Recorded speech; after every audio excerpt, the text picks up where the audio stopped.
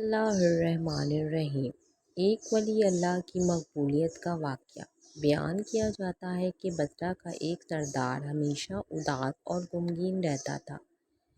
اس سے دریافت کیا کہ اس پریشانی کا سبب کیا ہے۔ اس پر سردار نے جواب دیا کہ بات کہنے کی نہیں پر کہی جاتی ہے کہ مجھ سے ایک ولی اللہ کی خدمت میں کچھ بے ادبی ہو گئی تھی، اس لیے ڈرتا ہوں کہ قیامت کو اس کے مواخذے میں گرفتار نہ ہو جاؤں۔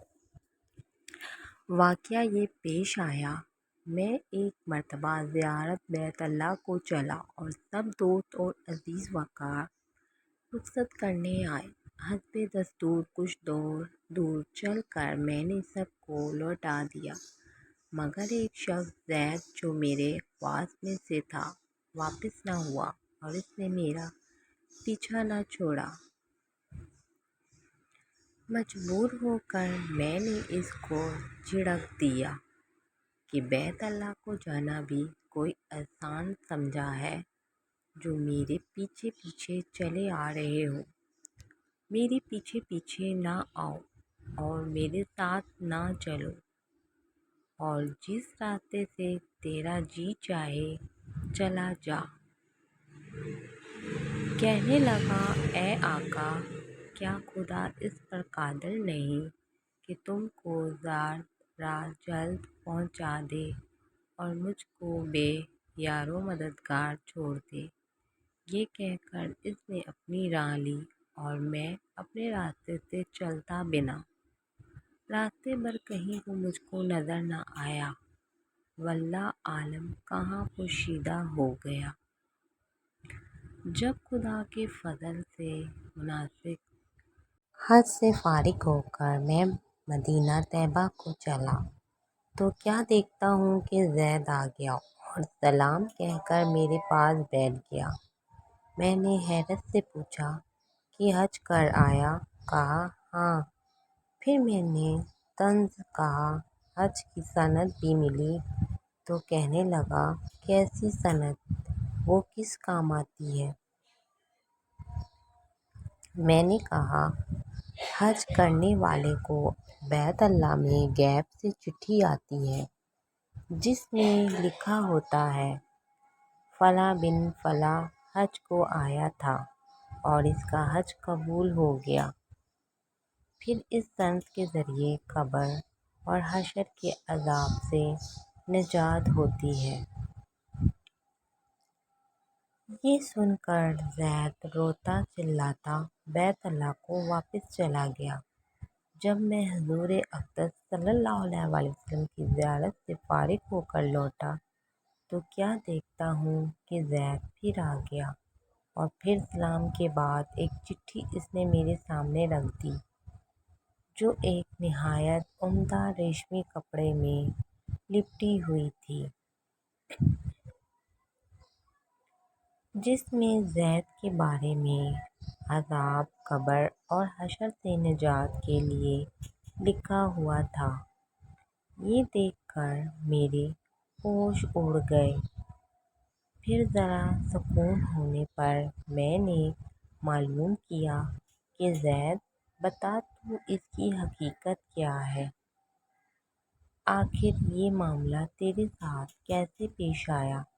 تب اس نے بتایا کہ سنو بھائی، جب میں بیت اللہ پہنچا تو کعبہ حاجیوں سے بالکل خالی تھا۔ اس وقت میں نے گڑ گڑا کر رواں قطار رونا اور چلانا شروع کر دیا کہ اے مالک دو جہاں، کیا غریب گناہگاروں کا حج بھی قابل قبول نہیں جو مجھ کو حج کی سند نہیں ملی؟ کیا غریبوں کا کعبہ اور صاحب کعبہ اور ہے جو وہاں سے جا کر سند لاؤں؟ مجھ کو قسم ہے تیری عزت و جلال کی، جب تک چٹھی نہ پاؤں گا کعبے سے باہر نہ جاؤں گا، اور روتے روتے یہیں مر جاؤں گا۔ اچانک غیب سے آواز آئی کہ اے زید، نجات کی چٹھی لے اور جا اپنی راہ لے۔ پھر یہ چٹھی میرے ہاتھ میں آ گئی۔ اس کو لے کر میں چلا آیا۔ یہ سن کر میری حیرت کی انتہا نہ رہی کہ اللہ اکبر، اس شخص کا یہ اعلیٰ مرتبہ ہے جس سے میں آج تک واقف نہ تھا۔ پھر عزت و احترام کے ساتھ میں اسے اپنے ساتھ بصرہ لے آیا اور وہ چٹھی نہایت احترام و تعظیم کے ساتھ ایک صندوق میں بند کر دی۔ جب کبھی جی چاہتا تو انتہائی ادب و احترام سے نکال کر اس کی زیارت کر لیتا، چومتا اور آنکھوں سے لگاتا تھا اور پھر محفوظ کر دیتا۔ اتفاقاً میں کہیں سفر میں تھا کہ میرے پیچھے زید کا وصال ہو گیا۔ جب میں واپس آیا تو اس خبر سے میرے رنج و کلل کی انتہا نہ رہی کہ افسوس میں ایسے ولی کی تدفین میں شامل نہ ہو سکا۔ پھر اچانک مجھے وہ چٹھی یاد آئی جو میرے صندوق میں محفوظ تھی۔ اب تو میں اور بھی بے تاب ہو گیا اور اپنے اوپر افسوس کرنے لگا کہ سفر کو جاتے وقت میں نے وہ چٹھی زید کو کیوں نہ دی۔ پھر اپنا مہر شدہ صندوق منگا کر دیکھا تو اسی طرح بامہر بند تھا۔ جب میں نے صندوق کھولا تو اس میں چٹھی نہ پائی۔ اب تو میرے غم و الم کا کچھ ٹھکانہ نہ رہا اور ایک حشر کا عالم برپا ہو گیا۔